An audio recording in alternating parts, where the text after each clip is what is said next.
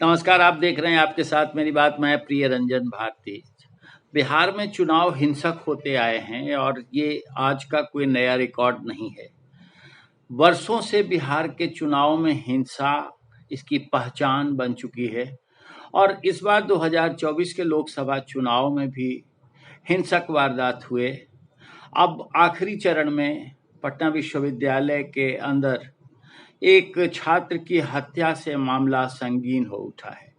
1 तारीख को आखिरी चरण का मतदान है और उसमें इसका असर पड़ने की संभावना से इनकार नहीं किया जा रहा है। इससे पहले जो छठे चरण का मतदान हुआ था और उससे उस छपरा में जिस तरह से रोहिणी आचार्य के बूथ पर जाने के बाद उपद्रव हुए और गोलीबारी में दो समुदायों के बीच में झड़प के बाद गोलीबारी हुई, दो युवकों की हत्या हो गई, उसका असर भी चुनाव में पड़ा। अब आखिरी चरण के चुनाव में भी ये अंदेशा बना हुआ है कि इस तरह की गोलीबारी और हिंसक वारदात का असर पड़ना है। इसका अगर इस रूप में आकलन करें कि जब छपरा में यादव समाज के जाति विशेष के मतदाताओं के बीच से दो युवकों की हत्या की जाती है और हत्यारे दूसरी जाति जो सवर्ण भूमिहार राजपूत जाति के हैं, उन पर आरोप लगते हैं, वो गिरफ्तार किए जाते हैं, तो एक तरह की संवेदना समाज में फैलती है और जो प्रभावित जाति के लोग हैं उनमें उग्रता भी अस्वाभाविक नहीं है। वो आक्रामक होकर मतदान को प्रभावित कर सकते हैं और ऐसा हुआ भी। अब आखिरी चरण के चुनाव के पहले पटना विश्वविद्यालय में जिस छात्र की हत्या की गई है वो सवर्ण समाज का है और हत्यारा जो है वो यादव जाति का है।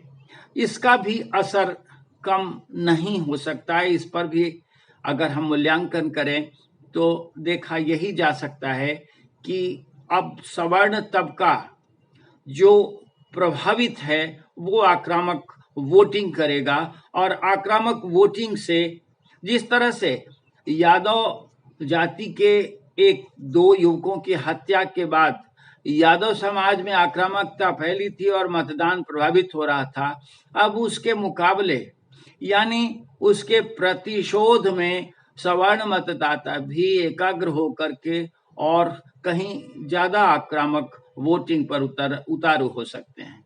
अभी जिन 8 सीटों पर मतदान है उस पे इसका असर बहुत ही स्वाभाविक है क्योंकि कई सीटों पर सवर्ण मतदाता ज्यादा प्रभावकारी हैं। पाटलिपुत्र सीट और पटना साहिब संसदीय सीट में भी इसका असर बहुत हद तक होना गैर स्वाभाविक नहीं है। पाटलिपुत्र में जिस तरह से रामकृपाल यादव और मीसा भारती के बीच द्वंद्व है, टकराव है, उसमें इसका प्रत्यक्ष असर हो सकता है। इसकी संभावना बहुत प्रबल है। पाटलिपुत्र के विक्रम विधानसभा क्षेत्र के अमहारा गांव का ही हत्यारा जो अभी पटना विश्वविद्यालय में छात्र हत्याकांड हुआ वो गिरफ्तार किया गया है और वहां जातीय समीकरण अगर आप गौर करें तो विक्रम विधानसभा क्षेत्र में ज्यादातर यादव समाज के लोग और साथ साथ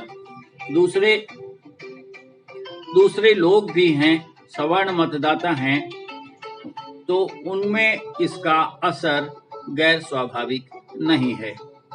अब हम इस बात का अंदाजा नहीं लगा सकते कि असर कितना प्रभावकारी होगा, लेकिन ये चुनाव पर असर निश्चित रूप से डालने वाला है।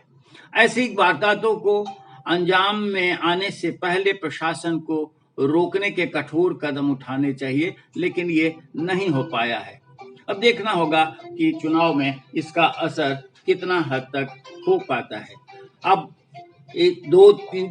दो दिनों के बाद जब मतदान होगा तो ये बड़ी बारीकी से सामने आ जाएगा कि इस तरह के हत्याकांडों का चुनाव पर कितना बड़ा प्रभाव पड़ता है। आप देखें, बने रहिए और देखते रहिए आपके साथ। फिर हम विश्लेषण करते हैं किसी और मुद्दे पर। नमस्कार।